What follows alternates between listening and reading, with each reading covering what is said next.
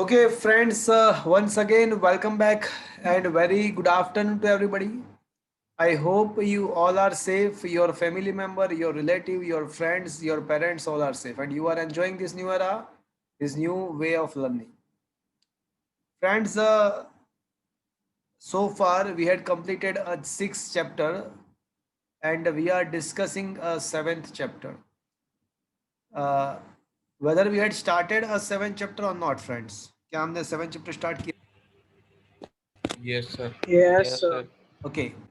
So friends, the seventh chapter is a really interesting chapter. It is a slightly lengthy chapter, but बहुत ही मजा आने वाली है, बहुत ही इंटरेस्टिंग चैप्टर है।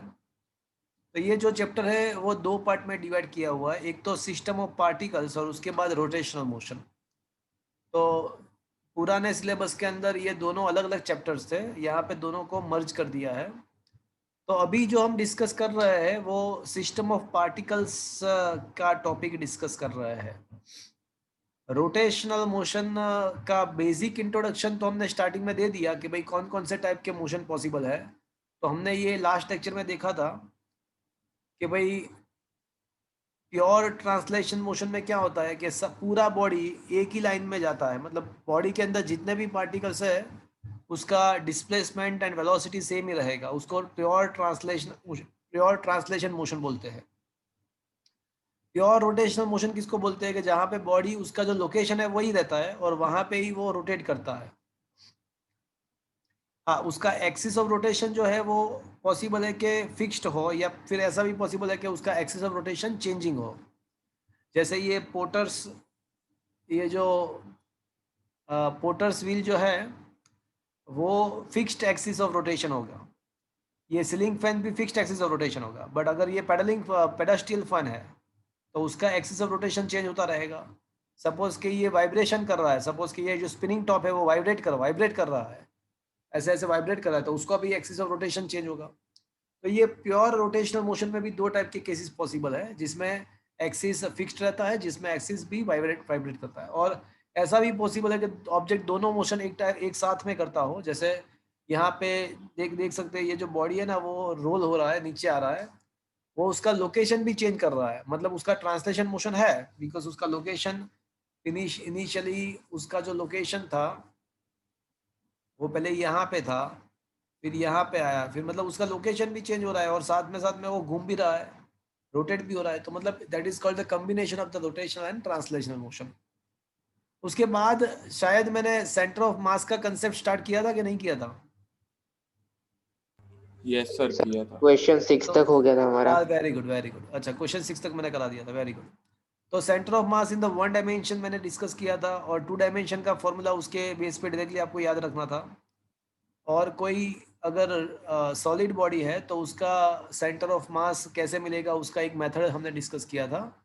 और उसके ऊपर से वो जो इक्वेशन हमको मिले थे X C M Y C M Z C M के, उसके ऊपर से हमने एक यूनिफॉर्म रोड का सेंटर ऑफ मास हमने डिस्कस किया था। उसका फॉर्मूला हमने निकाला था lambda is equal X is equal to L/2। ऐसा भी शायद डिस्कस किया होगा कि सेंटर ऑफ मास जो होता है वो दो चीज़ के ऊपर डिपेंडेंट होता है, एक तो डिस्ट्रीब्यूशन ऑफ द मास और दूसरा उसका शेप। तो centre of mass of any body is depend on the two parameter, distribution of mass as well as the shape of the body. फिर मैंने ये भी बताया होगा कि भाई सेंटर ऑफ मास ऐसा ज़रूरी नहीं है कि वो बॉडी के अंदर के उसके मटेरियल के अंदर ही हो, ऐसा ज़रूरी नहीं है। जैसे डिस्क का सेंटर ऑफ मास डिस्क के मटेरियल के अंदर होता है, बट रिंग का सेंटर ऑफ मास रिंग के सेंटर में, बट रिंग के बाहर के साइड हवा में होता है।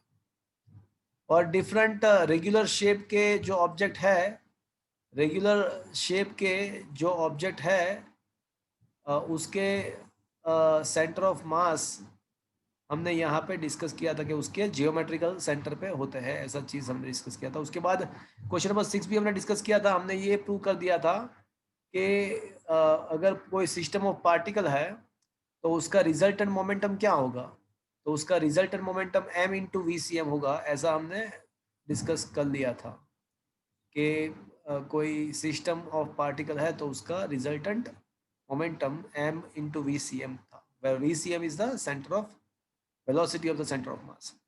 अब question number 7 it's also a 2 mark का क्वेश्चन। मुझे ये फॉर्मूला प्रूव करना है। तो देखते हैं क्या करना है।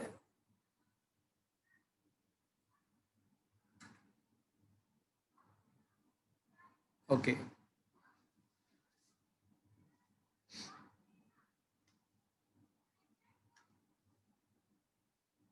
सो अभी क्वेश्चन ऐसा है,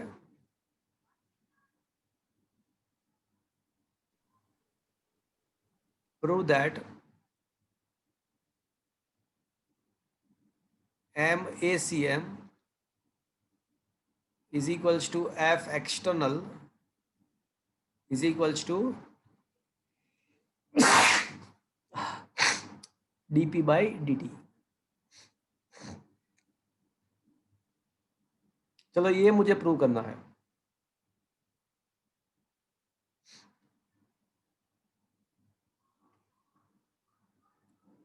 फ्रेंड्स, मेरी आवाज आपको आ रही है? Am I audible to you?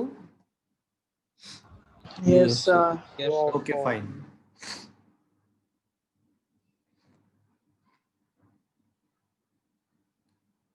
देखो, हमको ये पता है कि अगर 2 या 3 डायमेंशन में है तो उसका सेंटर ऑफ मास का जो फॉर्मूला होता है that can be given by m1r1 plus m2r2 up to mn upon m1 plus m2 up to mn। वो हमने ऑलरेडी हम डिस्कस कर चुके हैं, वो हमको पता है। और उसके बाद हमने ये भी प्रूव कर दिया था कि MVCM is equals to MVCM is equals to vector P, equation number 1। But वो एक्चुअली वेक्टर P क्या है? So that was in place of, I have written in place of P1 plus P2 up to Pn। और फिर याद करो वो P1 P2 up to Pn क्या था? M1VI. हाँ, सो that was M1V1 plus M2V2 up to MnVn। Am I right, friends? Yes, Yes sir. or no? Yes, sir. अब एक काम करते हैं, इक्वेशन नंबर 2 जो है ना उसको टाइम के साथ डिफरेंशिएट करते हैं। Differentiating this equation number 2 with respect to time.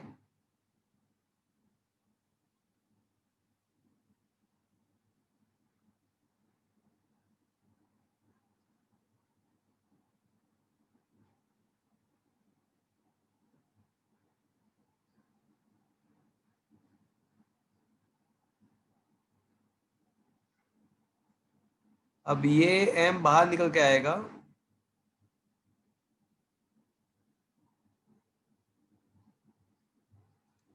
तो ये हो जाएगा m1 dv1 by dt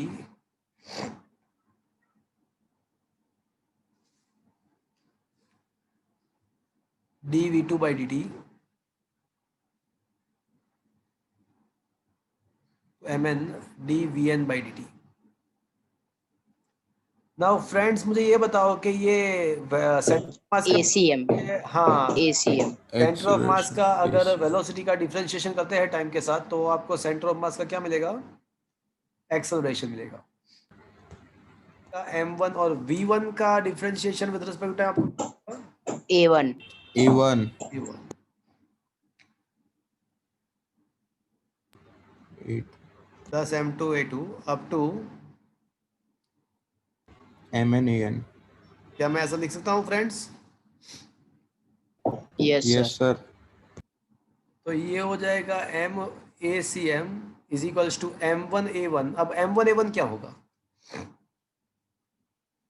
So this will be the resultant force on the particle number 1, F equals to ma। So ये पार्टिकल 1 के ऊपर जो रिजल्टेंट फोर्स लगेगा ये होगा, फिर ये पार्टिकल नंबर 2 का रिजल्टेंट फोर्स होगा, तो that will be the resultant force in the nth particle. But सारे पार्टिकल के ऊपर जो भी रिजल्टेंट फोर्स लग रहा है उसका सबका अगर समेशन करेंगे तो आपको क्या मिलेगा? पूरे सिस्टम का रिजल्टेंट फोर्स मिलेगा आपको। Yes, sir. Yes, friends, sir. Equation number 3। Now once again Priyanshu कुछ पूछना है आपको? प्रियांशु? No sir.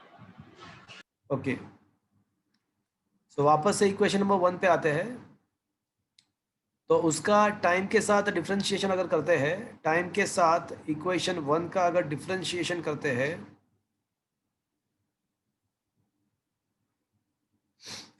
तो आपको ये मिलेगा। तो m बाहर आ जाएगा, D V C M by D T मतलब ए सी एम हो जाएगा, और that will be equals to D P by D T. अब इक्वेशन 3 एंड 4 को जो है ना हम कंपेयर करेंगे, तो इक्वेशन 3 और 4 को कंपेयर करते हैं। F is equal to dp by dt. हाँ, तो from equation number 3 and 4 I can say F is equals to MACM and that can also be written as a dP by dt. अब एक problem है, मुझे prove ये करना है कि यहाँ पे F एक्सटर्नल लाना चाहिए, F एक्सटर्नल लाना चाहिए, और मुझे मेरे लास्ट के अंदर जो फॉर्मूला आया उसमें F है, तो ये F क्या है? So where F is a resultant force on the whole system of particle. सो ये जो F है ना, it is the total resultant force on the whole system। तो इसके अंदर दो टाइप के फोर्स हो गए। So that is the addition of the internal forces plus external forces. Resultant force का मतलब क्या हुआ कि इसके अंदर जो सिस्टम के जो पार्टिकल्स है वो जो एक दूसरे के ऊपर जो फोर्स लगाएंगे उसको इंटरनल फोर्सेस बोलते हैं, और उसके ऊपर जो हम लगाएंगे बाहर से वो एक्सटर्नल फोर्स है। तो ये जो रिजल्टेंट फोर्स है ना उसमें दोनों आ जाएंगे। बट ये जो इंटरनल फोर्स है ना, जब हम पूरे सिस्टम के बारे में सोचते हैं तो नेट इंटरनल फोर्स बिकम 0। कोई बताएगा क्यों?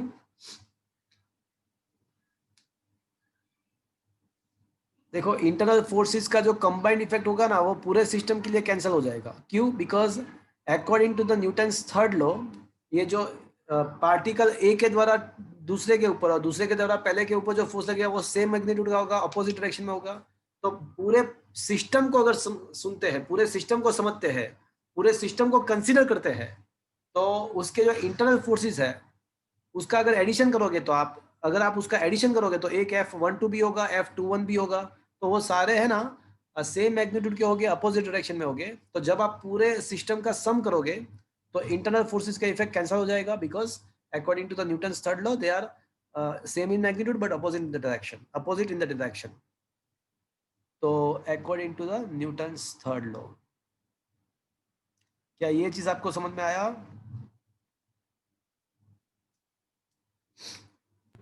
Yes sir. होते हैं। हाँ, अगर कोई एक पार्टिकल के बारे में सोचते हो तो हम ऐसा नहीं कर सकते कि उसका इंटरनल उसके ऊपर का रिजल्टेंट इंटरनल फोर्स 0 है। बट मैं यहाँ पे हम पूरे सिस्टम के बारे में सोच रहे हैं, तो अगर पूरे सिस्टम के बारे में सोचते हैं तो इंटरनल फोर्सेस जो है वो सेम मैग्नीट्यूड के होते हैं, अपोजिट डायरेक्शन के होते हैं। तो when you deal with the whole system there will not be any effect of the internal force cancel हो जाएगा। तो अब जाके पता चला कि यहाँ पे जो फॉर्मूला में जो एफ है वो only that is only a F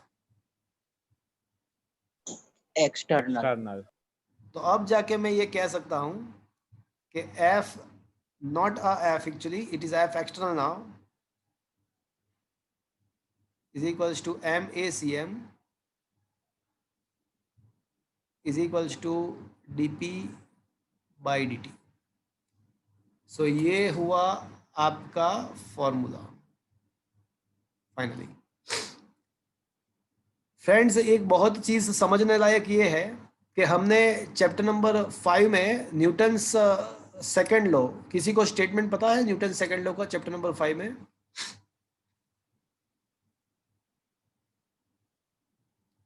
So that statement was the statement of the resultant external force on the particle is directly proportional to the rate of the change of the momentum. External resultant force on the particle is directly proportional to or is equals to the rate of change of the momentum. That was the Newton's second law for the one particle. कोई एक particle के लिए अगर Newton second law prove करना है आपको, कोई एक पार्टिकल के लिए, तो उसके लिए third law, Newton's third law की ज़रूरत नहीं है, उसका कोई डिपेंडेंस नहीं है। बट अगर सिस्टम ऑफ पार्टिकल लेते हो और आपको ये प्रूव करना है कि यहाँ पे जो फोर्स है वो एक्सटर्नल फोर्स ही है, अब आप न्यूटन सेकंड लॉ बना सकते हो कि resultant external force on the system of the particle is equal to the rate of the change of the net momentum of the whole system of particle. तो ये Newton second law बन गया, but वो बनाने के लिए, वो prove करने के लिए, न्यूटन सेकंड लॉ प्रूव करने के लिए मुझे न्यूटन थर्ड लॉ का यहाँ पे यूज करना पड़ा। ये फोर्स एक्सटर्नल फोर्स ही है, ऐसा लाने के लिए मुझे न्यूटन्स थर्ड लॉ की जरूरत पड़ी। तो it is called the interdependency of the Newton's law of motion. इसी को interdependency of Newton's law of motion बोलते हैं। तो ये कोई अगर ऐसा पूछे आपको, कोई आपके वाइवा या ओरल एग्जाम में कि न्यूटन्स लॉ एक दूसरे के साथ क्यों लिंक्ड है, वो इंटरडिपेंडेंट क्यों है, ऐसा बताओ, तो हम ऐसा कह सकते हैं कि अगर कोई एक पार्टिकल की बात करते हो तो Newton's all the Newton's law can be written independently to each other. एक पार्टिकल के लिए सब आप सारे लॉज एक दूसरे के इंडिपेंडेंट लिख सकते हो। But when you deal with the system of particles, तो अगर आप सिस्टम ऑफ पार्टिकल की बात करते हो तो न्यूटन सेकंड लॉ प्रूव करने के लिए, न्यूटन सेकंड लॉ को प्रूव करने के लिए आपको कौन सा रिजल्ट यूज करना पड़ा? ये न्यूटन थर्ड। ये हमको न्यूटन का थर्ड लॉ यूज करना पड़ा। That is why it is called the interdependency of Newton's law of motion. Is that clear friends? Yes sir. तो ये Yes, एक sir. क्वेश्चन खत्म हुआ, और यहाँ पे हमने ये भी देखा कि ये Newton's second law system of particle के लिए, सिस्टम ऑफ पार्टिकल के लिए प्रूव करने के लिए हमें यहाँ पे न्यूटन्स का थर्ड लॉ का यूज करना पड़ा। दूसरी बात, अब एक और चीज यहाँ पे समझने लायक है कि ये जो रिजल्टेंट फोर्स लग रहा है वो तो पूरे सिस्टम पे लग रहा है, that is the F actor is the total resultant force of the whole system. But acceleration में कौन आ रहा है? देखो आप देखो ये फॉर्मूला आपके ऊपर से आपको पता चलेगा कि रिजल्टेंट एक्सटर्नल फोर्स जब आप लगाओगे सिस्टम के ऊपर तो एक्सेलरेशन किसको मिलेगा? देखो सेंटर ऑफ मास को। एग्जैक्टली सेंटर ऑफ मास को। आप देख सकते हो ये जो formula F external is equal to M A C M, that is the centre of mass of the acceleration, the centre of mass. तो मतलब ऐसा हुआ कि हम ऐसा भी बोल सकते हैं कि सेंटर ऑफ मास एक ऐसा पॉइंट है कि जहां पे हम ऐसा मान के चल सकते हैं कि जितने भी एक्सटर्नल फोर्स लग रहे हैं वो वहीं पे लग रहे हैं, ऐसा मान के चल सकते हैं। बिकॉज ये जो एक्सटर्नल फोर्स जो लग रहा है तो उसके द्वारा एक्सेलरेशन में कौन आ रहा है, तो बोले तो फॉर्मूला के ऊपर से ऐसा पता चल रहा है कि वो सेंटर ऑफ मास एक्सेलरेशन में आ रहा है। तो अब मैं ऐसा कह सकता हूं कि centre of mass is the point at which you can assume the whole forces, whole external, all the external forces are acting over that point. So that is the called as center of mass. तो क्या ये चीज आपको समझ में आया friends? Yes, sir. Okay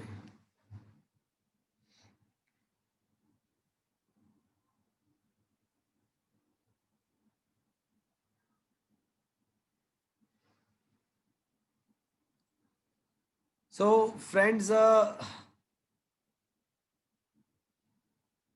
let's move further. तो ये 7th क्वेश्चन हमने डिस्कस कर लिया, और उसमें ये जो एफ है वो एक्सटर्नल फोर्स ही है, ऐसा भी हमने प्रूव कर दिया। और यहाँ पे ऐसा भी लिखा है, this equation indicates that the system moves under the effect of the resultant external force as a if the whole mass of a system were concentrated on its center of mass. Now we are going to discuss the conservation of linear momentum of the system of particle. So friends, it is also a 2-marker question. Question is,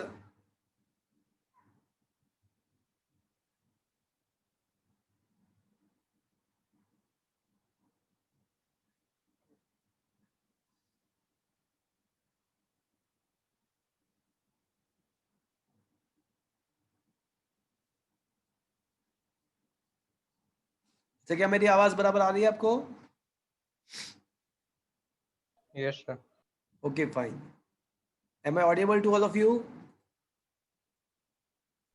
Yes, Yes, sir. sir. Okay.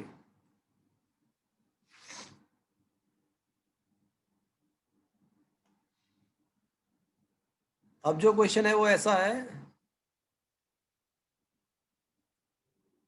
कि explain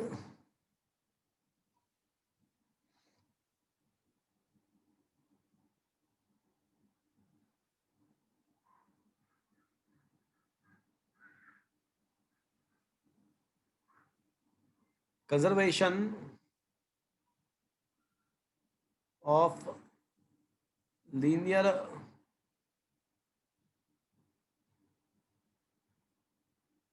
momentum for the system of particle.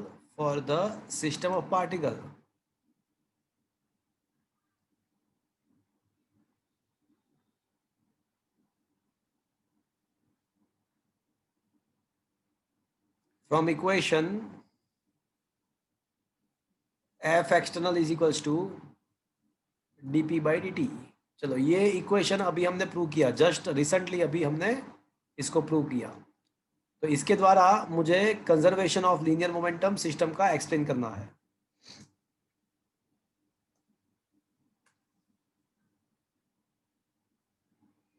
Friends, we know just we had proved that, अभी just recently हमने prove किया कि ये जो F external है that can be written as a dp by dt, right? Now suppose ऐसा मान लेते हैं कि ये जो एफ एक्सटर्नल जो है वो जीरो है, मतलब कोई एक्सटर्नल फोर्स लग नहीं रहा है, रिजल्टेंट एक्सटर्नल फोर्स जीरो है, ऐसा मान लेते हैं।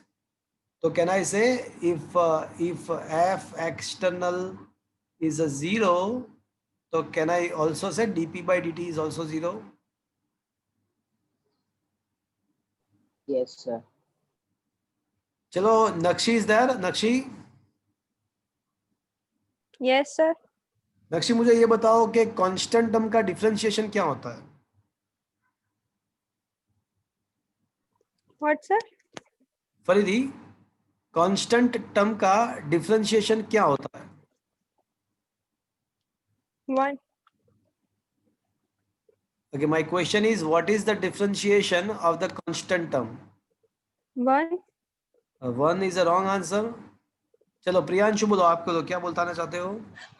0 सर। हाँ, तो कोई भी कांस्टेंट टर्म का डिफरेंशिएशन जीरो होता है, तो उससे उल्टा सोचो कि अगर डिफरेंशिएशन जीरो है तो that term must be constant. constant. तो अब देखो यहाँ पे डिफरेंशिएशन जीरो है, तो इसका मतलब क्या हुआ? P constant है। P must be constant. चलो ये भी चीज आपको समझ में आया friends? Yes, sir.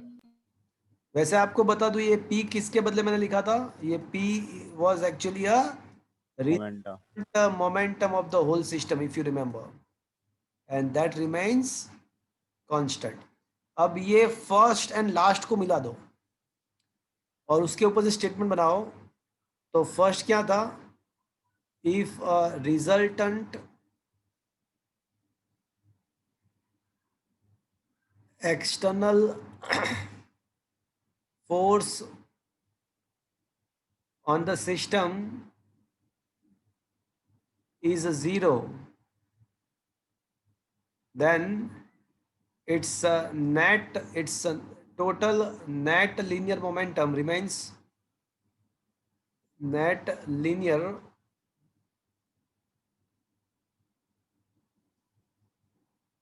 momentum remains, बोलो क्या लिखूं मैं? Constant. Constant. And this statement is known as a Conservation of linear momentum। exactly, this statement is known as a conservation of linear momentum। तो क्या फ्रेंड्स ये पूरा क्वेश्चन आप समझे? अभी थोड़ा और भी ज्यादा एक्सप्लेन करना है। देखो, इसका मतलब ऐसा नहीं है कि सिस्टम के जो पार्टिकल्स है उसका इंडिविजुअल मोमेंटम चेंज ना हो। सिस्टम के पार्टिकल के इंडिविजुअल मोमेंटम चेंज हो सकते हैं, बट वो चेंजेस ऐसे ही होंगे कि रिजल्टेंट जो मोमेंटम होगा पूरे सिस्टम का वो ऑलवेज जीरो। जीरो नहीं, वो ऑलवेज कंजर्व्ड हो, constant हो। conserved, yes. मतलब delta P possible, delta P1 possible है, मतलब change in the moment of the particle 1 possible है, change in the moment of the particle 2 possible है, मतलब सारे पार्टिकल का इंडिविजुअल मोमेंटम चेंज हो सकता है। बट अगर वो इंडिविजुअल जितने भी चेंजेस है अगर उसको ऐड करेंगे और रिजल्टेंट चेंजेस आप फाइंड करोगे तो वो क्या मिलेगा आपको? जीरो मिलेगा। Zero. The resultant changes is zero, that's why P becomes Constant. Constant. मतलब मैं ऐसा बताने की ट्राई कर रहा हूं कि पूरे सिस्टम का लीनियर मोमेंटम कांस्टेंट रहेगा, इसका मतलब ऐसा नहीं कि हर एक पार्टिकल का कांस्टेंट रहना चाहिए।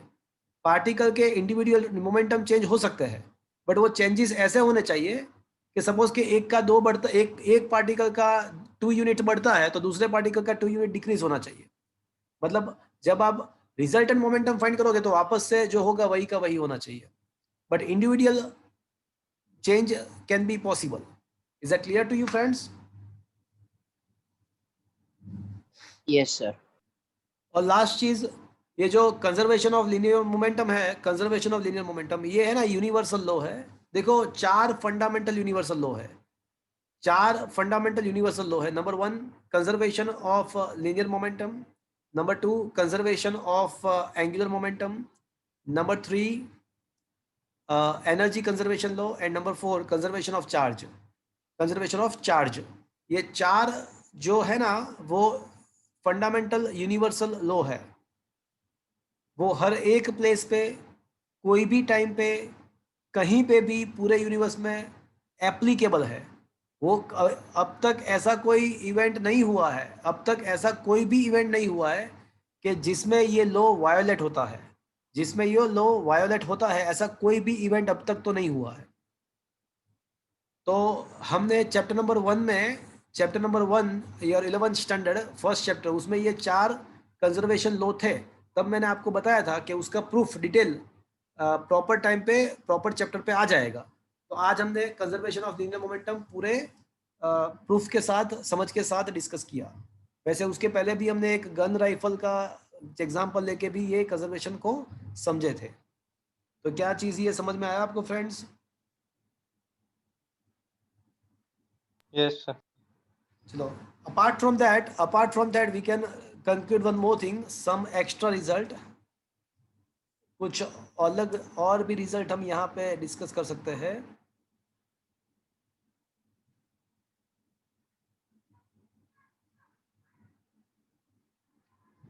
अगर आपका F एक्सटर्नल 0 है तो फ्रेंड्स ये MACM भी 0 हो जाएगा, because F external was equals to also equals to MACM, और इसका मतलब आपका ये जो सेंटर ऑफ मास का जो एक्सेलरेशन है ना वो 0 हो जाएगा।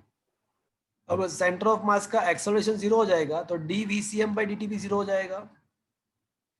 बट अगर डिफरेंशिएशन 0 है तो वो टर्म कैसा हो जाएगा? Constant. कांस्टेंट। तो अगर कोई सिस्टम के ऊपर एक्सटर्नल रिजल्टेंट फोर्स नहीं लग रहा है तो सिस्टम का सेंटर ऑफ मास जो है ना वो उसका एक्सेलरेशन 0 हो जाएगा, मतलब कि सिस्टम के सेंटर ऑफ मास का वेलोसिटी जो है वो कांस्टेंट हो जाएगा।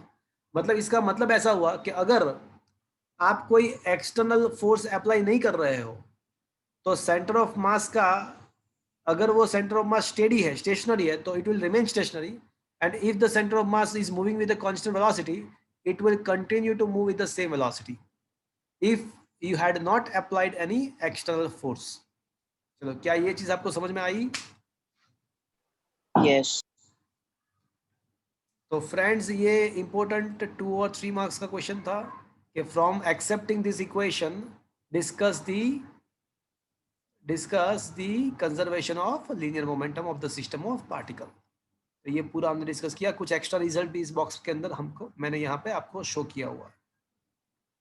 और एक एग्जांपल लेते हैं, ये पूछने के लिए नहीं, ये समझने के लिए है कि भाई सपोज के यहाँ पे कोई बॉम्ब, देखो अभी दिवाली आ रही है तो फटाके आप फोड़ते हो क्या? Yes, sir. No, तो sir. कभी आप क्या करते हो कि वो कुछ फटाके को हाथ में चालू करके उसको छोड़ते हो, ऐसा किया कभी आपने? Yes, sir. नहीं करना चाहिए, Yes, हाथ में ही sir. फूट जाएगा, वो हाथ में ही फूट जाएगा, कभी ऐसा मत कर। कई बार फूटा भी है। कई बार फूटा भी है। अच्छा, हाँ sir. फूटा है. Yes, sir. ओके। तो है ना, इसी की बारे में हम यहाँ पे बात कर रहे हैं कि यहाँ पे कोई आपके पास कोई यहाँ पे आपने यहाँ से एक फटाके को यहाँ से आपने थ्रो किया, तो एक्चुअल में आपने किस टाइप का मोशन करवाया आपने इसको? प्रोजेक्टाइल मोशन कराया। तो क्या हुआ कि वो उसका जो ट्रेजेक्टरी था, वो एक्चुअली उसका ट्रेजेक्टरी जो था वो ये था, उसका ट्रेजेक्टरी ये था, ये वाला था, वो यहाँ पे गिरने वाला था।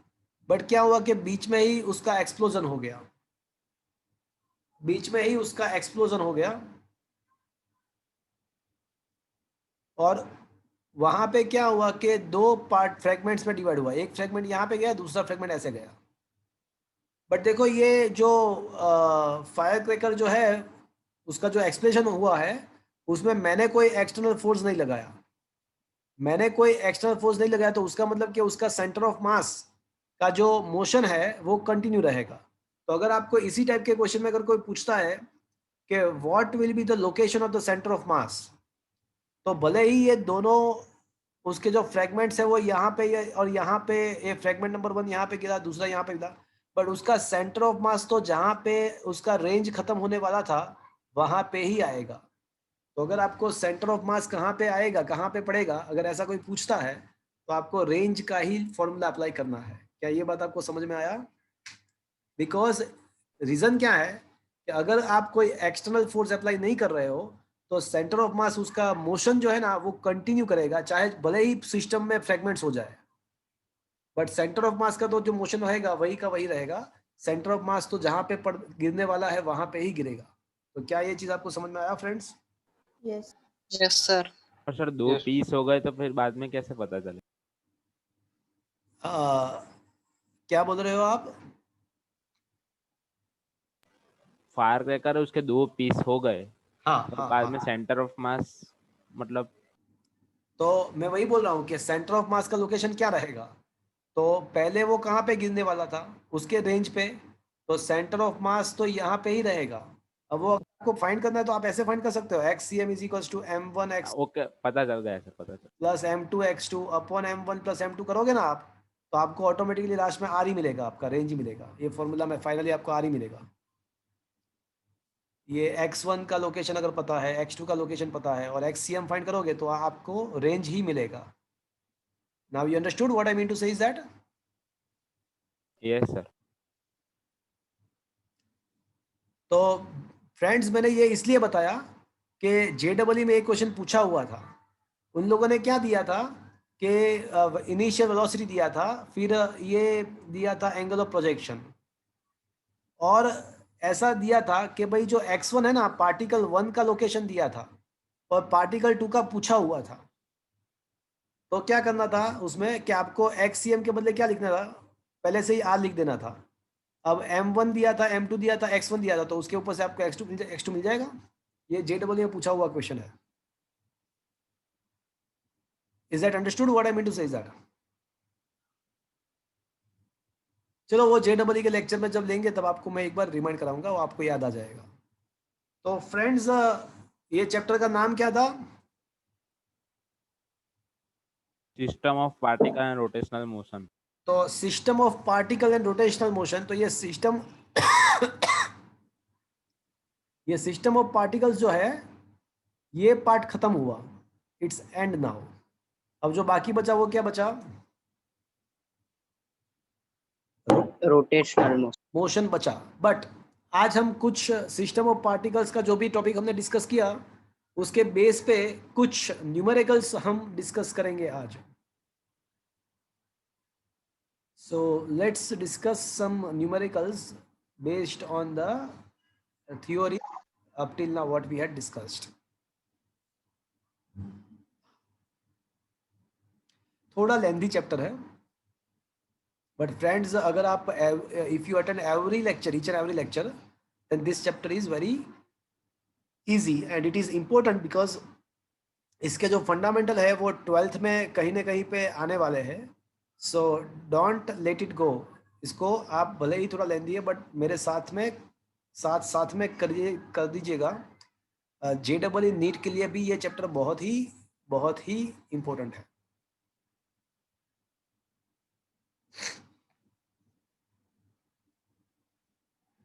ओके, क्या आपके मोबाइल के अंदर ये आपको अभी दिख रहा है न्यूमेरिकल्स के नोट्स? न्यूमेरिकल दिख रहे हैं आपको? Yes, sir. Okay, so question number 1, find the center of mass of the system of 3 particles arranged in the vertices of the equilateral triangle। तो एक इक्विलेटरल ट्रायंगल दिया हुआ है आपको, और ये फिगर भी आपको एग्जाम में देंगे, क्वेश्चन में देंगे कि भाई एक ओरिजिन पे है, दूसरा एक्स एक्सिस पे है, तीसरा कहीं पे ऑब्वियसली यहाँ पे होगा। तो मुझे है ना ये सिस्टम का सेंटर ऑफ मास फाइंड करना है। ये फिगर आपको क्वेश्चन में देंगे। तो चलो ये पहले तो मुझे ये बताओ कि 1 डायमेंशनल सिस्टम है या 2 डायमेंशनल सिस्टम है?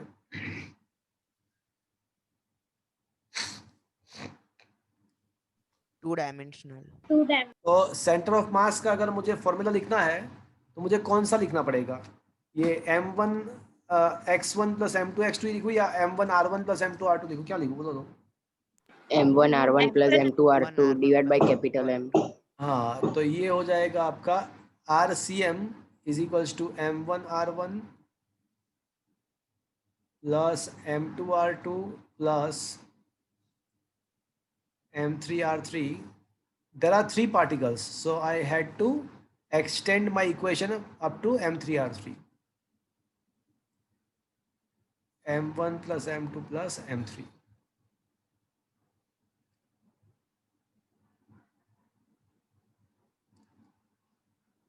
अब चीज़ ऐसी है कि मेरे पास m1 m2 m3 तो है। m1 का जो वैल्यू है वो 100 ग्राम है, m2 150 ग्राम है, एंड m3 जो है वो 200 ग्राम है, और उसका जो साइड लेंथ है वो 0.5 मीटर है। मुझे है ना R1 R2 R3 फाइंड करना है। तो R1 R2 R3 है क्या? तो बोले तो that is the position vector of the m1 m2 m3। और आपको ये भी पता होगा कि पोजीशन वेक्टर जो होता है that is also equals to, हमने 3rd चैप्टर में बार बार ये डिस्कस किया था कि पोजीशन वेक्टर जो होता है वो एक्चुअली क्या होता है? Position vector that is nothing but it is a vector. तो पोजीशन वेक्टर जो होता है वो क्या होता है? It is a that is also equal to coordinates. तो R1 का कोऑर्डिनेट क्या है? लोकेशन जो है पार्टिकल M1 वो 100 ग्राम तो ओरिजिन पे है, तो उसका कोऑर्डिनेट्स क्या होगा फ्रेंड्स? 0,0। चलो, अब R2 जो है वो एक्स एक्सिस पे है और ये डिस्टेंस 0.5 मीटर है, तो मुझे ये बताओ कि उसका कोऑर्डिनेट क्या होगा? 0.5 0.5 को 0। चलो, और R3 के बारे में सोचो, वो तो यहाँ पे कहीं पे है, और 0। तो इसका कैसे मिलेगा? तो हम एक चीज़ कर सकते हैं, ये आपका हुआ वेक्टर R3। तो वेक्टर R3 का जो मैग्नीट्यूड है ना वो 0.5 है, और एक्स एक्सिस के साथ उसका एंगल 60 डिग्री है। तो क्या फ्रेंड्स याद है आपको A cos theta I cap, A sin theta J cap, magnitude is 0.5, cos 60 का मतलब 1/2 एंड 0.5 sin 60 √3/2। तो फ्रेंड्स ये जो R3 है ये 0.25 एंड 0.25 √3, तो ये आपका R3 मिल गया। चलो, ये R3 समझ में आया आपको फ्रेंड्स? Yes. देखो, ये आपको दिया है वो देंगे नहीं है एग्जाम के अंदर, ये सब नहीं देंगे, ये आपको खुद सोचना है। They will not be going to give you the coordinates, it will not be given to you. Okay, आया बात समझ में? ये R3 कैसे मिला, समझ में आया आपको? यस और नो? Yes, sir. चलो, अब आपको जस्ट वैल्यू सब्स्टिट्यूट करना है, तो कर देते हैं। चलो, m1 का वैल्यू 100 है, R1 0,0 है, मल्टीप्लीकेशन करो कोई फर्क नहीं पड़ेगा, 0 0 ही रहेगा। M2 का वैल्यू 150 है, R2 का वैल्यू 0.5,0 है, M3 का वैल्यू जो है ना वो 200 है, एंड R3 का जो वैल्यू है वो 0.25 है, और अपॉन आ जाएगा आपका 150 प्लस 200 प्लस 100, तो क्या हो जाएगा आपका 3 4 5 40 450। Is it okay friends? अरे हाँ के ना तो बोल दो। Yes, Yes. sir. चलो ये 100 को 0 0 के साथ मल्टीप्लाई करो तो वो 0 0 ही रहेगा, लिखने की जरूरत नहीं है। अब ये 150 को 0.5 के साथ मल्टीप्लाई करो, 150 को 0.5 के साथ मल्टीप्लाई करो 75. तो ये हो जाएगा 75,0। ये 200 को 0.25 के साथ मल्टीप्लाई करो 50. 50 50 रूट 3 होगा, 300 200 को 0.25 से मल्टीप्लाई करोगे तो वापस से 50 रूट 3 अपॉन आपका हो जाएगा 450। अब है ना x कोऑर्डिनेट के साथ x कोऑर्डिनेट, y कोऑर्डिनेट के साथ y कोऑर्डिनेट, 75 प्लस 50 तो ये क्या हो जाएगा आपका 75 प्लस 50 125 1 डिवाइड बाई 450। अब है ना ये 450 को दोनों को डिवाइड कर देता हूँ मैं, और ये हो जाएगा 50 रूट थ्री का मतलब 1.73। तो आप एक काम करो 50 इंटू 1.73 करो ना, क्या आता है 50 इंटू 1.73, 86.5 तो it will be 86.6 upon 450।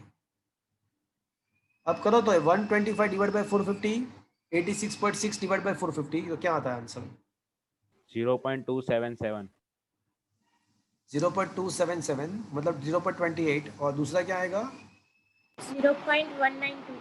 0.192 0.19 metre. तो this is our answer. Is that understood friends? क्या ये समझ में आया आपको? ये Yes. चीज समझ में आया friends? Yes. Yes, sir. Okay,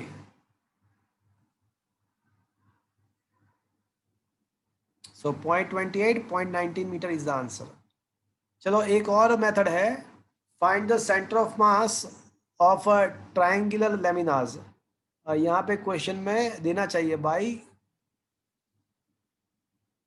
geometric method, calculation के मेथड से नहीं, बट मुझे अब एक ट्रायंगुलर मेरे पास लेमिना है, तो जियोमेट्रिक मेथड से उसका सेंटर ऑफ मास फाइंड करना है। तो अब देखते हैं कैसे करते हैं। तो क्वेश्चन अगर ऐसा पूछा है कि भाई find the centre of mass of a some triangular lamina by the geometric method, तो कैसे करना है मैं आपको बताऊं।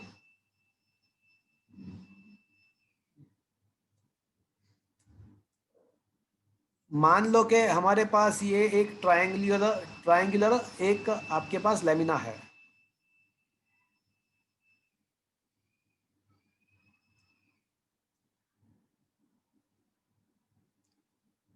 और यहाँ पे क्या है भैया,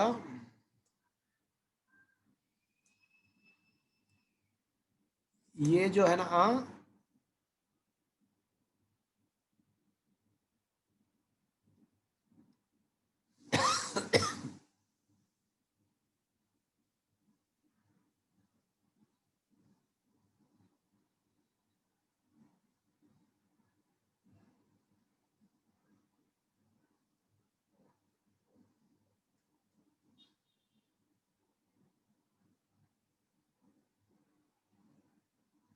ये पूरा एक ट्रायंगुलर लेमिना है।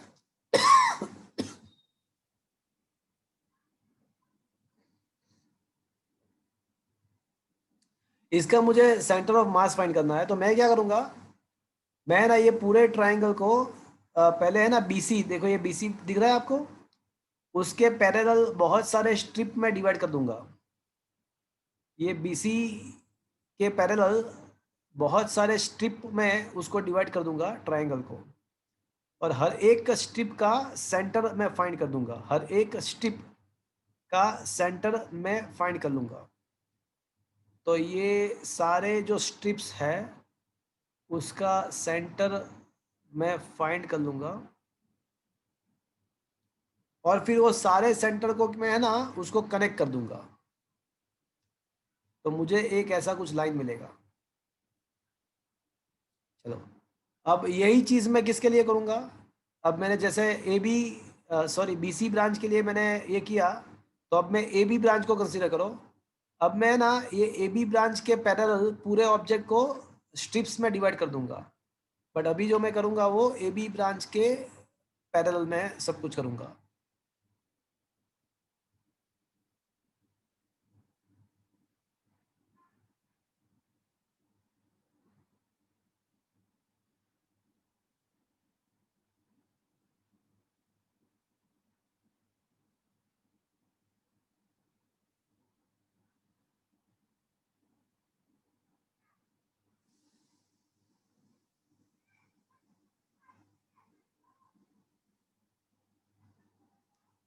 तो अब क्या करूंगा, वापस से क्या करने वाले हैं हम?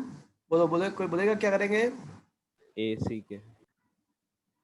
अब हम वापस से इस जितने भी स्ट्रिप्स है उसका सेंटर लोकेशन फाइंड करेंगे और फिर क्या करेंगे, वो सारे सेंटर को कनेक्ट करे ऐसा कोई लाइन हम बना देंगे।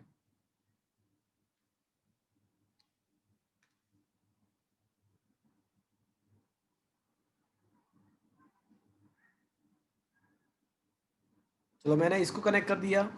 अब similar thing you have to solve this for the AC branch as well. तो एसी के पैरेलल में स्ट्रिप बनाओ और उसको कनेक्ट कर दो, तो कुछ ऐसा लाइन मिलेगा आपको। तो ये जो मीडियन है, तीनों मीडियन का जो उसका जो इंटरसेक्शन पॉइंट है, तो वो आपका क्या बन जाएगा? क्या बन जाएगा आपका?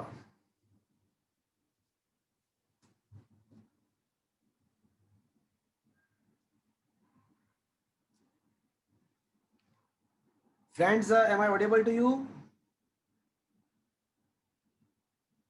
नहीं सर, अभी आवाज चली गई थी बीच। हाँ, अभी आ रही है। Yes, sir. तो ये तीनों लाइंस का जो इंटरसेक्शन पॉइंट है वो हमारे लिए क्या हो जाएगा? सेंटर ऑफ मास। वो हमारा सेंटर ऑफ मास हो जाएगा। क्या फ्रेंड्स, ये मेथड आपको समझ में आया? क्या ये मेथड समझ में आया आपको? यस और नो? Yes, sir. Yes. चलो, क्वेश्चन नंबर 3। क्या आपके मोबाइल के स्क्रीन पे क्वेश्चन नंबर 3 दिख रहा है आपको? Yes, sir. तो क्या लिखा है? Find the centre of mass of a uniform L shaped lamina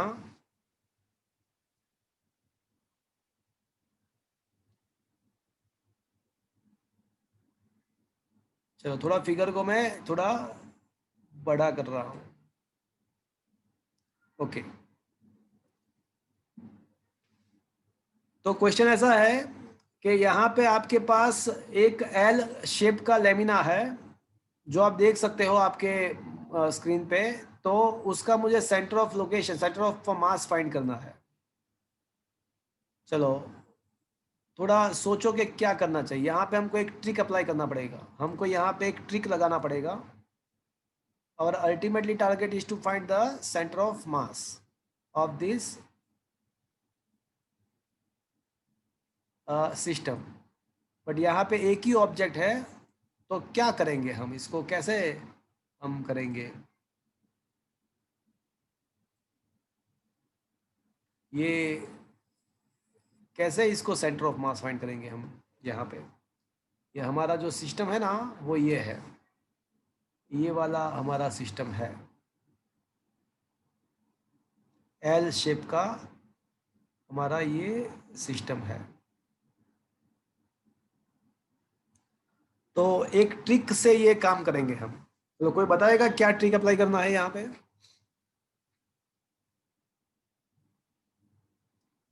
friends, am I audible to you? Yes sir. Yes, sir. तो ट्रिक ये है कि हम है ना ये पूरे सिस्टम को 3 इक्वल पार्ट में डिवाइड करेंगे। सिस्टम को 3 इक्वल पार्ट में डिवाइड करेंगे और वो तीनों पार्ट का सेंटर हम फाइंड कर लेंगे। तो now the system can be treated as a 3 particles located at a C1, C2 and C3। समझ में आया मैंने क्या ट्रिक अप्लाई किया? Yes, sir. मैंने ये सिस्टम को 3 इक्वल पार्ट में डिवाइड कर दिया और वो तीनों particles, I had divided this system into 3 equal particle, 3 equal parts, and उसका सेंटर मैंने फाइंड कर दिया। तो ये जो सेंटर है वो अब हमारे लिए 3 पार्टिकल्स है और ये तीनों पार्टिकल का मास इक्वल है, ऐसा मान सकते हैं। अब हम वो फॉर्मूला अप्लाई कर सकते हैं, हम ये फॉर्मूला अप्लाई कर सकते हैं, RCM is equals to M1R1 plus M2R2 plus M3R3 upon M1 plus M2 plus M3।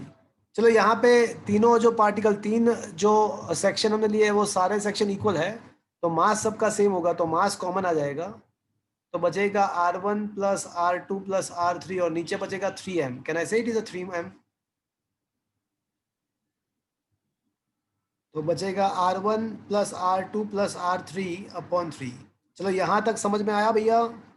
Yes, sir. अब R1 मतलब position vector of this point, तो ये जो पॉइंट है उसका पोजीशन वेक्टर क्या होगा? उसका पोजीशन वेक्टर मतलब कोऑर्डिनेट्स। तो फ्रेंड्स ये 1 मीटर है, ये भी 1 मीटर है, यहाँ पे 1 मीटर खत्म हो रहा है, तो इसका जो लोकेशन है वो उसका एक्स एंड वाई कोऑर्डिनेट क्या होगा? इसका एक्स एंड वाई कोऑर्डिनेट, ये 1 मीटर है, ये भी 1 मीटर है, तो इस ये जो पॉइंट है उसका एक्स एंड वाई लोकेशन क्या होगा? 1/. 0.5 0.5, 0.5 प्लस, अब ये C2 यहाँ पे है, अब देखो इसका क्या होगा, ये 1 मीटर है, तो उसका एक्स कोऑर्डिनेट क्या होगा? इसका यहाँ तक, आपको यहाँ तक जाना पड़ेगा, यहाँ तक जाना पड़ेगा, तो एक्स कोऑर्डिनेट कितना होगा? 1.5 एंड वाई कोऑर्डिनेट कितना होगा? वाई तो इतना ही होगा, वाई कितना होगा? 0.5 प्लस ये C3 यहाँ पे है, तो उसका y कोऑर्डिनेट कुछ ज्यादा ही होगा, x तो कम रहेगा, x तो इतना ही रहेगा, तो x कितना होगा? अब y हो जाएगा 1.5। क्या ये चीज आपको समझ में आया भैया? Is it understood friends? Yes, sir. बोल दो। Yes, sir. ये R1 R2 R3 कैसे मिला, समझ में आया? मतलब आपको कोऑर्डिनेट फाइंड करना है, तो इसका लोकेशन 0.5, 0.5 होगा, इसका होगा 1.5, 0.5 और इसका तीसरे का हो जाएगा 0.5, y कोऑर्डिनेट 1.5।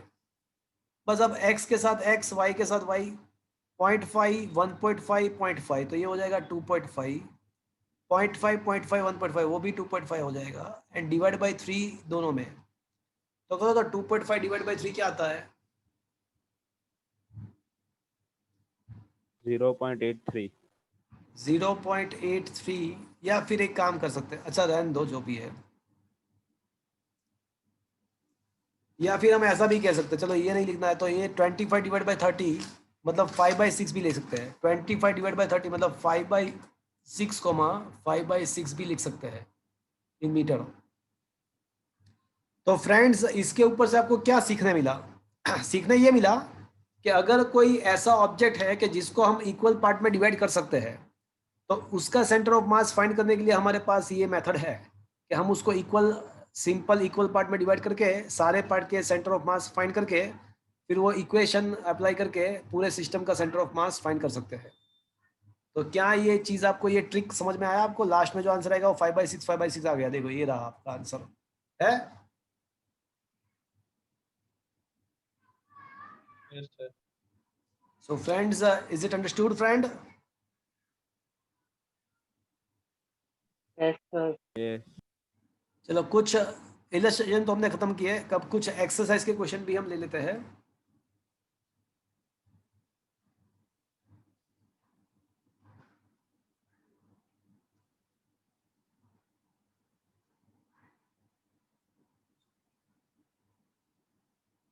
ओके, एक्सरसाइज का जो फर्स्ट क्वेश्चन है ना वो मैं आपको होमवर्क में दे रहा हूँ, उसको आप देखना। उसमें ऐसा दिया है कि भाई किस चीज के अंदर सेंटर ऑफ मास सिस्टम के अंदर है, मटेरियल के पार्टिकल के अंदर है, कहाँ पे बाहर है, ऐसा पूछा है। बॉडी के अंदर कहाँ पे, बॉडी के बाहर। जैसे रिंग का सेंटर ऑफ मास जो होता है वो रिंग के सेंटर में बट हवा में होता है, बट डिस्क का सेंटर ऑफ मास जो होता है वो डिस्क के सेंटर में बट डिस्क के मटेरियल पार्टिकल के अंदर होता है। तो वो चीज आपको फाइंड करना है कि क्या है। तो फर्स्ट क्वेश्चन मैं आपको होमवर्क में दे रहा हूँ। सेकंड क्वेश्चन पे आ जाते हो। Second question it is a good. देखो क्या लिखा हुआ है, जरा देखते हैं।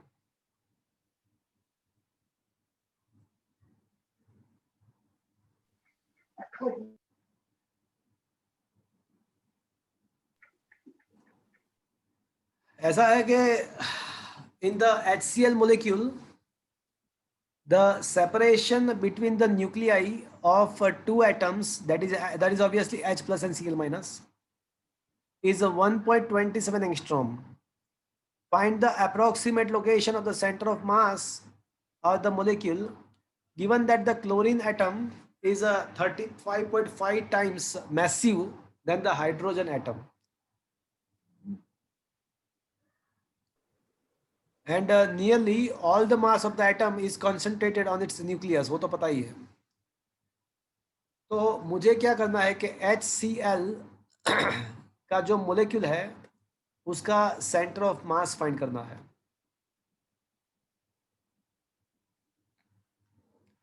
तो मैं एक काम करता हूं, मैं ना हाइड्रोजन को ओरिजिन पे ले लेता हूं एंड क्लोरीन को मैं एक्स एक्सिस पे ले लेता हूं, और ये इन दोनों के बीच का डिस्टेंस मुझे दिया हुआ है। कितना दिया हुआ है?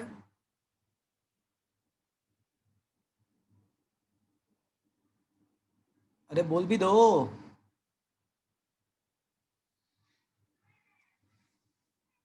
चलो, is it okay? Yes. Okay. अब मुझे है ना सेंटर ऑफ मास फाइंड करना है। तो मुझे ये बताओ कि ये जो सिस्टम है वो 1 डायमेंशनल है या 2 डायमेंशनल है?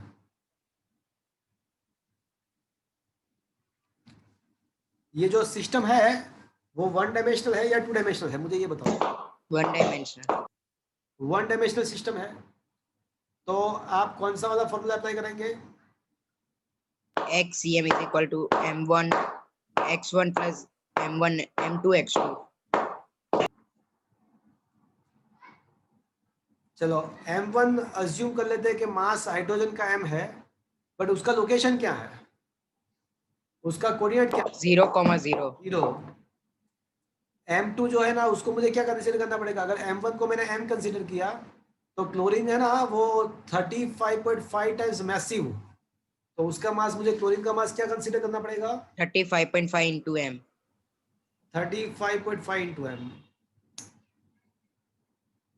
या फिर ऐसा करो कि हाइड्रोजन का 1 ले लो तो क्लोरीन का 35.5 होगा।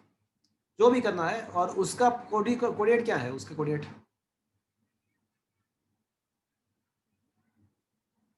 अपन आ जाएगा M प्लस 35.5M। तो ये हो जाएगा M इंटू 0 0 हो जाएगा 35.5 M into 1.27 divide by M plus 35.5, that is a 36.5 M। Sir हाँ बोलो। सर 1.27 एंगस्ट्रॉम है तो वो तो हमारा 110। आंसर भी एंगस्ट्रॉम में ही आएगा। ओके। Okay Yes. चलो 35.5 इंटू 1.27 डिवाइड बाई 36.6 करो तो क्या आता है आंसर? कैलकुलेशन कर दो। 35.5 into 1.27 divide by 36.5। 1.23. So it will be a 1.23 angstrom. So this is the location of the center of mass from which, from where, from Hydrogen to chlorine. from hydrogen atom, because all the answer is with respect to the origin. ये जो हमको answer मिला वो origin के respect में मिलता है, मतलब यहाँ पे हाइड्रोजन एटम से मिलता है। तो क्या ये बात आपको समझ में आया? Yes. Yes, sir. देखो सोचो, हाइड्रोजन से वो 1.23 एंगस्ट्रॉम है तो क्लोरीन से कितना होगा? हाइड्रोजन से वो 1.23 है तो क्लोरीन से उसका डिस्टेंस कितना होगा?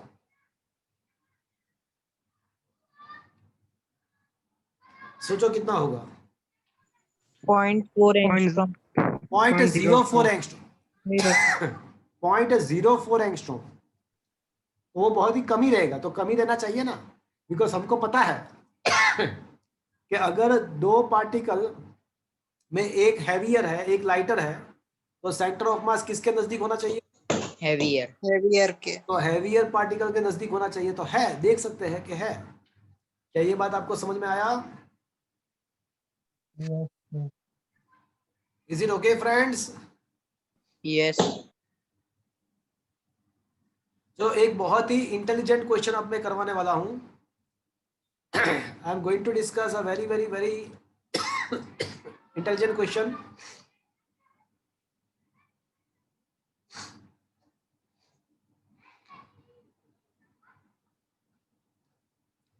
क्वेश्चन नंबर 16 क्या आपके मोबाइल के स्क्रीन पे दिख रहा है आपको? Yes, sir. Yes.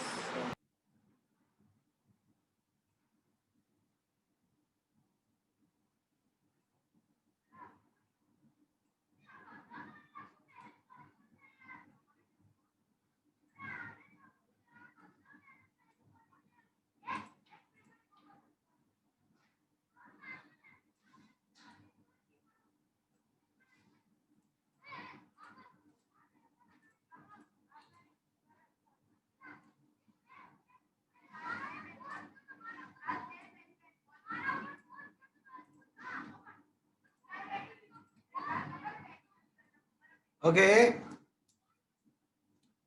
चलो फ्रेंड्स, देखो क्या लिखा है, जरा समझने का ट्राई करो। It is a very intelligent and it was already asked in the JEE AIEEE examinations, so very good question. देखो समझते हैं क्या लिखा है। A uniform disc of a radius capital R, एक डिस्क है जिसका रेडियस कैपिटल R है।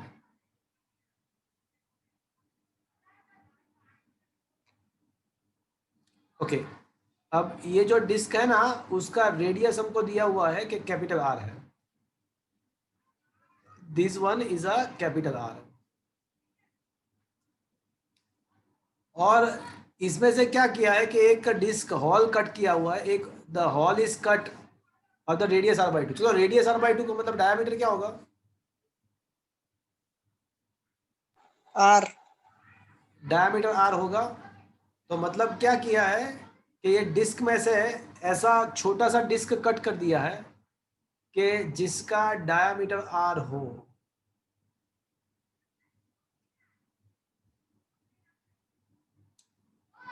So this way this part is cut.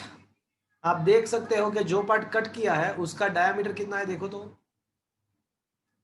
जो पार्ट कट कर दिया है उसका डायमीटर कितना है? आर। उसका रेडियस R/2 है और उसका डायमीटर आप देख सकते हो कि एग्जैक्टली R है। तो अब क्वेश्चन क्या है? तो क्वेश्चन ये है कि what is the location of the centre of mass और centre of gravity of the remaining flat body. अब कट करने के बाद जो रिमेनिंग बॉडी है, रिजल्टिंग बॉडी है, उसका सेंटर ऑफ मास कहाँ पे होगा, ऐसा क्वेश्चन है। तो पहले तो आपको क्वेश्चन समझ में आया क्या बोल रहे हैं वो लोग? एक बड़ा वाला डिस्क था, हाँ बड़ा वाला डिस्क है, तो उसका सेंटर ऑफ मास कहाँ पे होगा, कोई मुझे बताएगा? Full disc, assume the without cutting, जो पूरा डिस्क सेंटर पे। उसका सेंटर ऑफ मास एग्जैक्टली उसके सेंटर पे ही होगा। बट अब क्या किया है कि उसमें से ये छोटा वाला डिस्क जो है ना, उसको मैंने निकाल दिया। तो अब सेंटर ऑफ मास कौन से साइड शिफ्ट होगा, राइट साइड या लेफ्ट हैंड साइड? कहाँ पे शिफ्ट होगा? Left side. पूरा लेफ्ट हैंड साइड शिफ्ट होगा। तो वही तो फाइंड करना है कि अब जो रिमेनिंग पार्ट है उसका सेंटर ऑफ मास कहाँ पे होगा, वही तो फाइंड करना है। अब क्वेश्चन इधर के कैसे करेंगे कैसे इसको कैसे करेंगे? तो एक काम करते हैं, मैं ना पहले तो कोऑर्डिनेट सिस्टम यहाँ पे बना लेता हूँ। कोऑर्डिनेट सिस्टम को बना लेता हूँ। ये मेरे लिए जो है ना वो y एक्सिस है, और ये वाला जो है वो एक्स एक्सिस है। अब ऐसा मान लो अभी टेम्पररी कि मैंने कोई पार्ट कट नहीं किया है, तो क्या मैं ऐसा बोल सकता हूं कि हमारा जो डिस्क है पूरा डिस्क मतलब, तो ये जो डिस्क है वो दो चीज के द्वारा बना हुआ है, ऐसा मैं सोच सकता हूं? हमारा जो ये डिस्क है वो दो चीज के द्वारा बना हुआ है, एक तो small disc and remaining part. वो दोनों चीज अगर मिल जाती है तो पूरा बड़ा डिस्क मिल जाए, तो पूरा बड़ा वाला डिस्क मिल जाए, बन जाएगा। यस और नो? Yes. Yes, sir. ये स्टेटमेंट मेन है। अब ये जो स्टेटमेंट है ना वो मेन है। Big disc,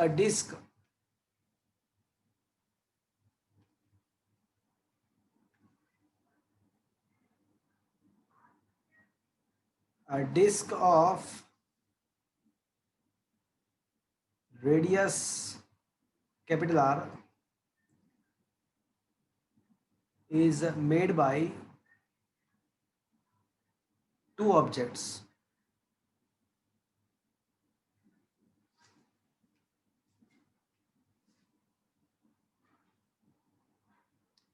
Number one, disk of radius R by 2 and remaining part. तो अगर मुझे पूरे डिस्क का सेंटर ऑफ मास फाइंड करना है तो मैं ये फॉर्मूला अप्लाई कर सकता हूं, m1r1 plus m2r2 upon m1 plus m2, where m1 is the mass of a smaller disk, m1 is the mass of a smaller disk, r1 is the center of a smaller disk, m2 is the mass of remaining part, r2 is the center of remaining part, upon m1 plus m2 is equal to RCM। चलो अब मुझे figure को देख के बताओ कि RCM क्या होगा, पूरे सिस्टम का सेंटर ऑफ मास कहाँ पे है? पूरे बिग डिस्क का सेंटर ऑफ मास कहाँ पे है? ओरिजिन। तो ये 0 0 हो जाएगा। Yes. चलो m1 को मैं फाइंड कर दूंगा, वो मैं फाइंड करूंगा। r1 क्या है? r1 आपको पता है, r1 का लोकेशन आपको पता है, जो स्मॉल डिस्क है उसका लोकेशन मुझे पता है, क्या है?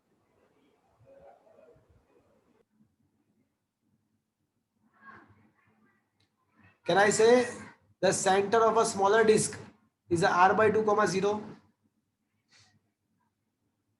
Yes. Yes or no?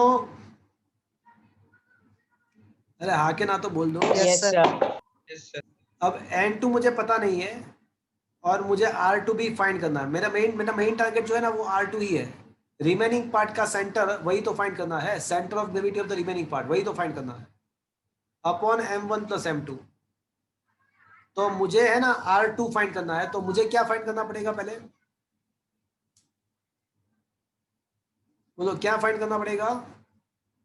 मुझे m1 एंड m2 फाइंड करना पड़ेगा। अब यहाँ पे मैं है ना न्यू क्वांटिटी पिक्चर में लाता हूँ, सरफेस डेंसिटी और सरफेस मास डेंसिटी। इसको अज्यूम करते हैं कि रो बोल, सिग्मा बोल, चलो रो भी कह सकते हैं, सिग्मा भी बोल सकते हैं, जो आपकी मर्जी। तो सरफेस मास डेंसिटी का मतलब क्या होगा? मास पर एरिया। लीनियर मास डेंसिटी याद है, मास पर लेंथ होता है। तो सरफेस मास डेंसिटी को मास पर एरिया। तो पूरे डिस्क का जो मास है ना वो m है, पूरे फुल डिस्क का। तो सिग्मा इज इक्वल टू पूरे डिस्क का मास m और उसका एरिया कितना है डिस्क का? सर्कुलर डिस्क है तो एरिया कितना होगा?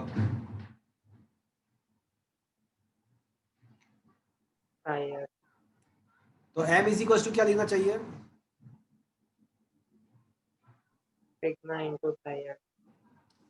चलो तो मुझे सेम मेथड से ये बताओ कि mass of disc of r/2 radius, उसका मास मैंने m1 अज्यूम किया हुआ है। तो अगर आपको मास फाइंड करना है तो सिग्मा को एरिया से मल्टीप्लाई करना पड़ेगा, तो सिग्मा इंटू, चलो अब एरिया क्या लिखूं मैं स्मॉलर डिस्क का? क्या लिखूं एरिया? ये small disc pi r by 2 whole square. Very good. तो can I say sigma into pi R square by 4?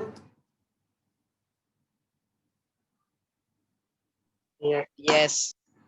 But sigma into pi R square तो क्या है? Capital M. Capital. तो अब जाके पता चला कि ये जो स्मॉल डिस्क है ना उसका मास, पूरे मास जो है ना पूरा डिस्क का उसके m/4 है. तो इसका मतलब ये भी हुआ कि रिमेनिंग पार्ट जो है उसका मास क्या होना चाहिए?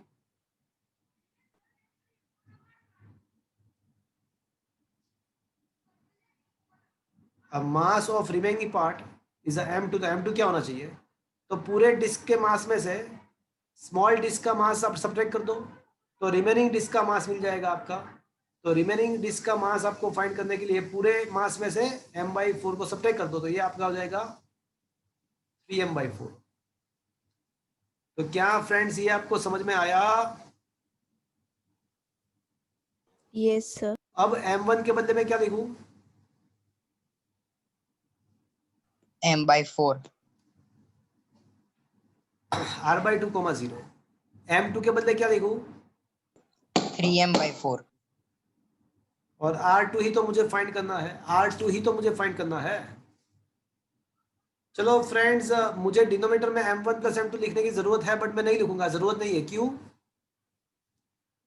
बिकॉज वो जीरो के साथ मल्टीप्लाई होगा ना. लेफ्ट हैंड साइड जीरो के साथ मल्टीप्लाई होगा तो उसका मल्टीप्लीकेशन क्या होगा? 0. जीरो ही रहेगा. जीरो के साथ उसका डिनोमिनेटर का यहाँ पे डिनोमिनेटर में है बट लिखने की जरूरत नहीं है. बट वो बिकॉज वो जीरो के साथ मल्टीप्लाई होगा तो वो जीरो ही हो जाएगा.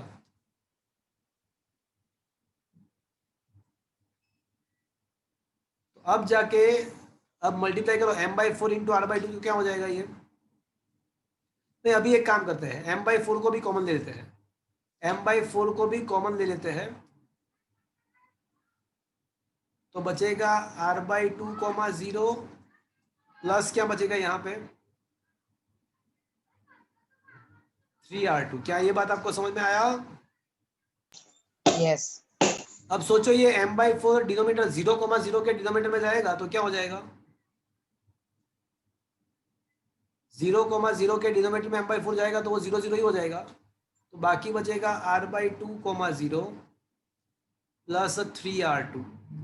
तो अगर 3r2 को सब्जेक्ट को इक्वेशन बनाते हो तो 0 माइनस r/2, 0 माइनस 0 तो क्या ना इसे माइनस r/2, 0. तो अगर r/2 को सब्जेक्ट को इक्वेशन बनाते तो क्या आ जाएगा? 3 से डिवाइड करो तो माइनस r/6. देखो ये नेगेटिव आया. उसका मतलब क्या हुआ कि जो रिमेनिंग पार्ट का सेंटर ऑफ मास कहाँ पे शिफ्ट हुआ? ओरिजिन से राइट साइड या लेफ्ट साइड? Left side. मतलब यहाँ पे कहीं पे आपको मिलेगा. यहाँ पे कहीं लेफ्ट साइड. हाँ, यहाँ पे आपको कहीं पे उसका सेंटर ऑफ मास मिलेगा. ये आपको पता चला friends? Left hand side r/6 location पे. तो ये रिमेनिंग पार्ट का सेंटर फाइंड करना था, वही तो मुझे मिल गया. तो क्या ये फ्रेंड्स क्वेश्चन समझ में आया आपको? Yes, sir. तो friends it is a very interesting question.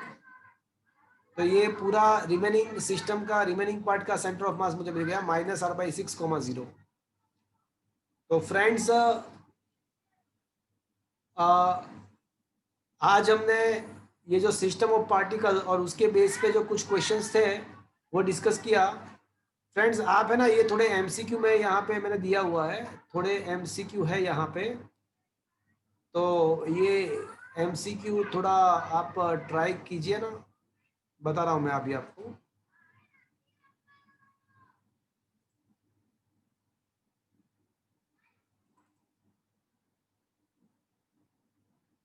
आपके नोट्स के अंदर होगी, यहाँ पे नहीं है बट आपके नोट्स के अंदर कुछ MCQ है. तो सेंटर ऑफ मास वाले जितने भी MCQ है ना वो ट्राई कीजिएगा. सेंटर ऑफ मास वाले जितने भी MCQ है वो उसको ट्राई कर दीजिएगा. Okay okay sir. और होमवर्क वगैरह मैं भेजता हूँ आपको. JEE का लेक्चर भी अभी अपलोड करना बाकी है, वो भी मैं अपलोड कर रहा हूँ. तो फ्रेंड्स आज का सेशन मैं यहाँ पे ख़त्म कर रहा हूँ. थर्सडे वापस से हमारा जो रेगुलर शेड्यूल है उसी पे लेक्चर है, ऐसा मानना है आपको. अगर कोई मैसेज मैं ना छोड़ता हूँ, अगर मैं कोई मैसेज छोड़ता हूँ टाइमिंग को चेंज करने के लिए, तो ऐसा पॉसिबल है, बट थर्सडे का टाइम अगर चेंज होगा तो मैं मैसेज करूंगा, नहीं चेंज है तो कोई मैसेज नहीं आएगा। ओके सर हाँ बोलो। हमारा वैकेशन नहीं है, दिवाली वैकेशन 12 नवंबर से स्टार्ट हो रहा है। 12 नवंबर से क्या स्टार्ट हो रहा है? दिवाली वैकेशन। और फिर कब पड़ेगा वैकेशन, कहाँ से कहाँ पे होए? कौन सा स्कूल है ये आपका? प्रकाश। अच्छा ओके, तो 12 नवंबर से 22 तक है। 22, मतलब 10 दिन का वैकेशन है। Yes sir. कोई बात नहीं, तो हमारा जो टाइमिंग उसको रखते हैं एज इट इज फॉर्म में। Okay okay sir. तो फ्रेंड्स, आज का सेशन यहाँ पे मैं खत्म कर रहा हूँ। Thank you, good night, good bye.